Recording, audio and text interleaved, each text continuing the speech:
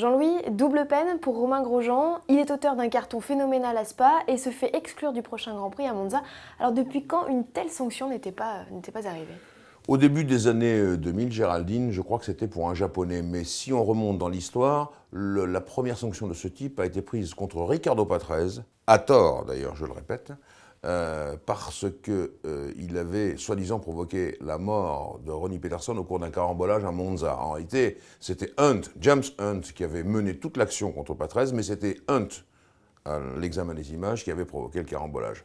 Donc, on a fait attention. Mais vous savez que depuis l'arrivée de Jean Todt à la présidence de la FIA, il y a un pilote professionnel qui regarde avec les commissaires comment faire. Et là, effectivement, eh bien, il a été montré et démontré que la responsabilité de Romain Grosjean était engagée dans ce carton phénoménal, comme vous avez dit. Alors Jean-Louis, à vouloir brûler les étapes, à vouloir aller un petit peu trop vite, est-ce qu'il n'est pas en train de se brûler les ailes, Romain Grosjean? C'est un petit peu le problème. D'abord, il y a les chiffres qui parlent. 12 Grands Prix à la hauteur du Grand Prix de Belgique, 8 problèmes pour Romain. Soit des petits accrochages, soit des choses dont il n'est pas responsable, mais enfin il est là, soit des accidents. Monaco ou Spa-Francorchamps. Et ça, quand vous regardez l'histoire de la course automobile, ça n'existe nulle part. Donc il a un problème, effectivement, Romain, sur les départs, trop d'agressivité, trop de stress peut-être, trop de pulsations cardiaques, ça je n'en sais rien. Moi je crois qu'il doit absolument, parce que c'est un bon pilote, il est rapide, il sait mettre les voitures au point, je crois qu'il doit absolument corriger ce défaut. D'ailleurs son équipe va s'y employer.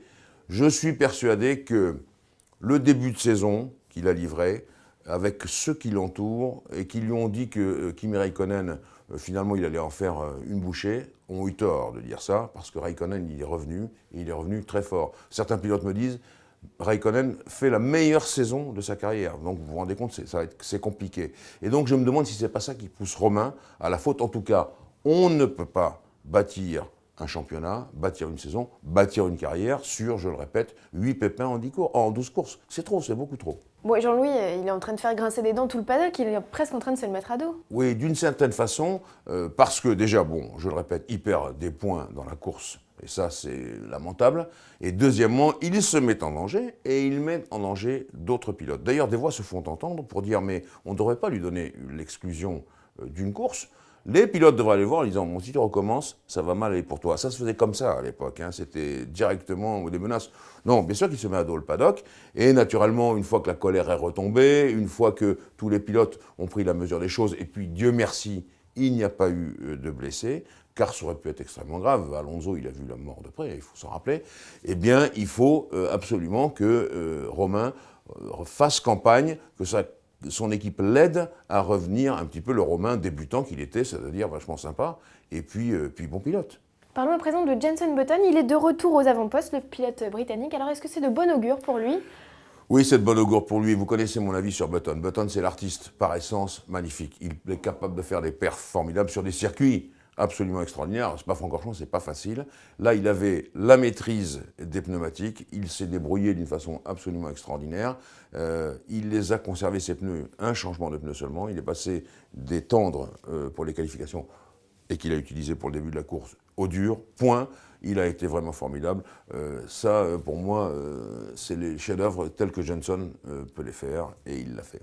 Sébastien Vettel, de son côté, monte sur la deuxième marche du podium, ce qui n'était pas acquis d'avance vu sa place en qualification. Alors, il remonte au championnat du monde. Est-ce qu'il peut inquiéter Alonso aujourd'hui? Tout à fait. Déjà, vous vous rappelez qu'Alonso, il avait près de 2 victoires d'avance. Il n'a plus tout à fait ça. Il a fait 250 mètres Fernando. Donc ça, c'est les lois de la course. Donc il a perdu du terrain. Vettel en a regagné. Alors Vettel, il a regagné absolument comme Button, à savoir qu'il s'est très bien occupé de ses pneus. Lui aussi, et c'est d'ailleurs pas un phénomène, ils sont 2 seulement à avoir changé une seule fois de pneus. Et donc ça, c'est un peu la surprise, mais pas tout à fait quand même, parce que vous savez que le vendredi, ça sert à évaluer les pneus, et que le vendredi, en Belgique, il tombait des halbardes, toute la journée, des tornades. Et donc, il n'a rien pu faire. Et là, je pense que sur le plan de ce que j'appelle le pifomètre, Vettel, il est assez fort, il a réglé sa voiture quand même le samedi matin très vite, pour essayer de bien voir tout cela. Il était déçu parce qu'il pensait qu'il avait trop d'appui aérodynamique, mais en réalité, ce trop d'appui aérodynamique lui a permis d'économiser ses pneus. et de mener une course à la Vettel, il ne s'est pas laissé faire, il est remonté, quoi. On l'a retrouvé, le Vettel qu'on connaît. Et donc, effectivement, ça le replace dans la course au titre mondial, devant Weber, qui lui a été plutôt, marque, assez transparent sur ce Grand Prix de Belgique. Un 300e Grand Prix pour Schumacher un peu anonyme. Jean-Éric Vergne le talonne. Alors le Français a réalisé une course superbe. Est-ce qu'il marque des points au championnat et aussi dans son équipe? Absolument. Alors, déjà, je parle de Schumacher. 300 Grands Prix où il a été engagé, 299 départs à Francorchamps, et pas 300. Attention, c'est important, il n'a pas pris le départ du Grand Prix de France, je ne me rappelle plus quelle date, 2002 ou 3, j'en sais rien, je ne me souviens plus, le moteur est cassé. Donc 299 départs, 300 départs à Monza dimanche. Je referme la parenthèse sur Schum, qui a été effectivement assez déçu. Il a essayé quand même de conserver ses pneus lui aussi, parce qu'il voyait bien que c'était là que ça ne marchait pas du tout. Les pneus arrière étaient surchauffés. Et puis, bon, effectivement, Gève, Jean-Éric Vergne, formidable. Alors, Vergne, pour moi, c'est la même essence que Vettel. C'est un racer, c'est un guerrier.